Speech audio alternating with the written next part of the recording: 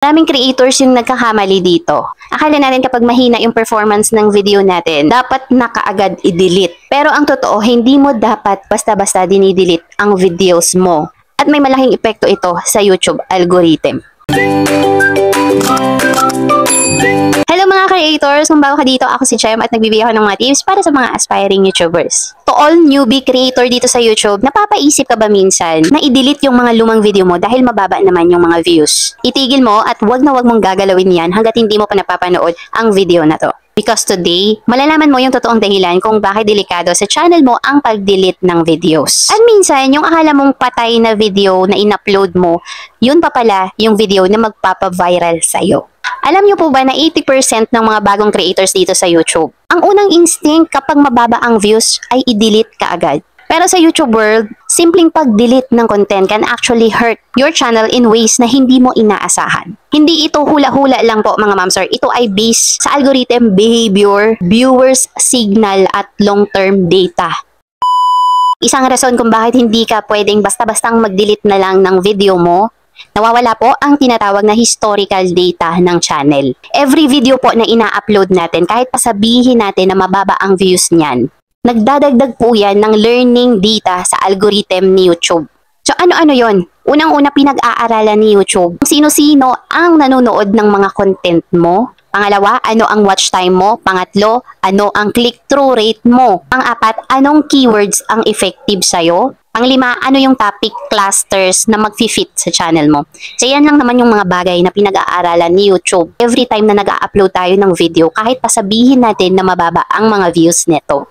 Kaya for those sa mga baguhan na creators na napanghihinaan ng loob every time na nag-upload dahil nga mababa yung views ng mga videos nila, tuloy-tuloy lang mga ma'am sir, lahat tayo ay dumaan sa stage na yan. At yun na nga, huwag kang basta-bastang magbubura ng mga videos dahil lang mababa yung views nito. Alam mo ba na kapag dinilit mo yan, kapag dinilit mo yung mga video na yan, ay parang nag-reset ka na rin ng progress mo. Para kang nagtanggal ng chapters sa libro mo. Then magtataka ka kung bakit hindi nire-recommend ni YouTube yung channel mo. Ang mas masama pa dyan, mawawala yung mga future viewers mo na sana makakahanap o makakapanood ng mga videos mo na yon in the future.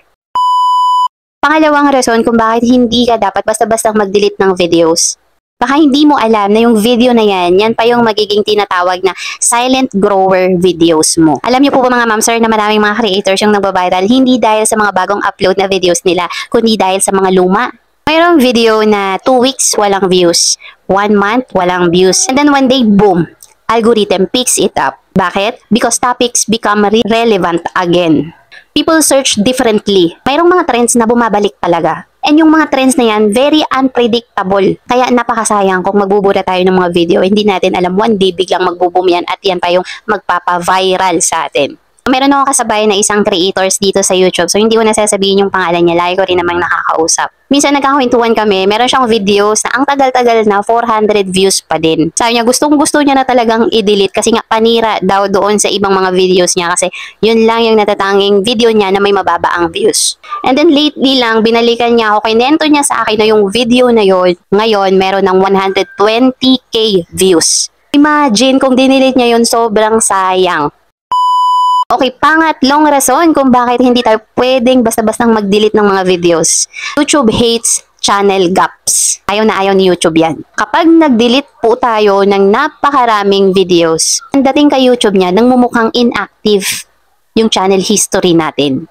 For those sa mga baguhan dyan, guys, always remember, YouTube wants consistent content signals, hindi perfect content. So for me lang guys, no, sa nakikita ko, YouTube is not curated like Instagram. Kasi YouTube hindi niya kailangan ng puro magaganda or high quality na uploads. No, magaganda nga high quality uploads pero once a year ka lang mag-upload. So useless. So for me, mas importante sa kanya yung volume data plus of course, behavior patterns ng mga audience. So, if you delete videos, binabawasan mo yung data kay YouTube. Binabawasan mo yung data sa YouTube, that's why mahirap kang i-recommend.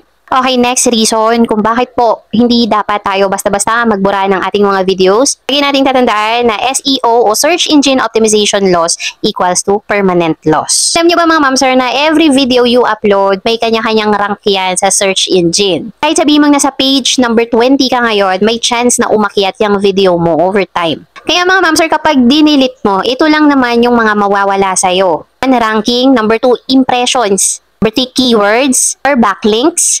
5, external traffic. 6, replay traffic. At pang-7, suggested video connections. At yung pinaka-importante sa lahat, age credibility. Mas old ang video, mas matanda ang video, mas mataas yung trust score niyan sa algorithm.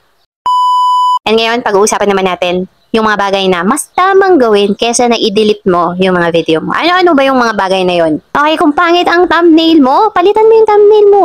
Pwede naman kasing i-edit yung ating thumbnail kahit na na-upload na natin yung ating video. Sa tingin mo na hindi effective, you can change it anytime. Kung pangit yung title, i-optimize mo. And kung mahina ang intro, i-retention edit mo. Gawin mo yung mga bagay na yan instead of deleting your videos. Kasi sayang yung effort mo, sayang yung chance na malay mo one day in the future, yan pala yung magpapabago ng takbo ng channel mo.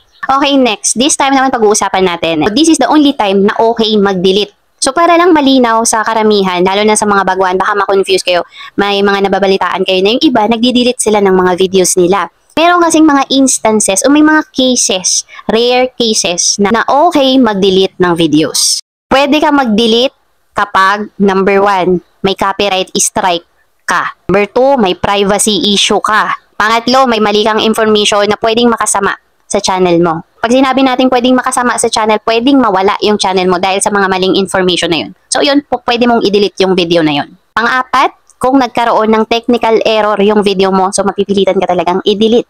Pang number 5, off-topic na yung content sa video mo. Hindi na align doon sa niche mo.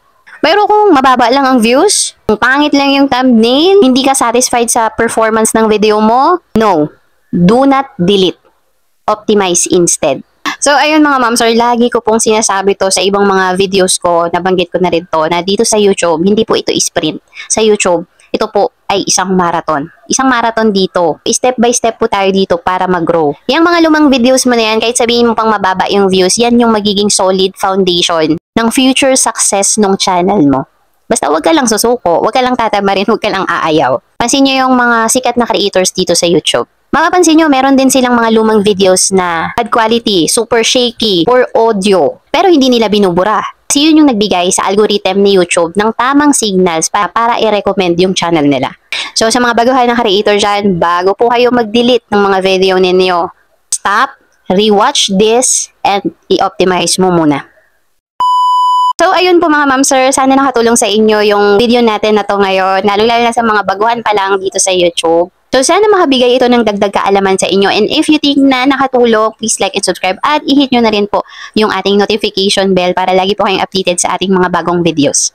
And before I end this video guys, I just want to say thank you lang to all of you sa ating mga solid supporters ng channel na to. Sa mga bagong subscribers, sa mga dating subscribers na thank you so much guys. We just already hit 30k subscribers at dahil po yan sa inyo. Dahil po yan sa suporta ninyo. Kung wala kayo, wala rin yung channel ko. And I hope guys na lahat tayo mga creators dito, ma-achieve natin yung gusto nating ma-achieve at sumakses tayo dito sa mundo ni YouTube. Ayan lang mga ma'am sir, have a nice day. Thank you for watching and see you on my next video. Bye po!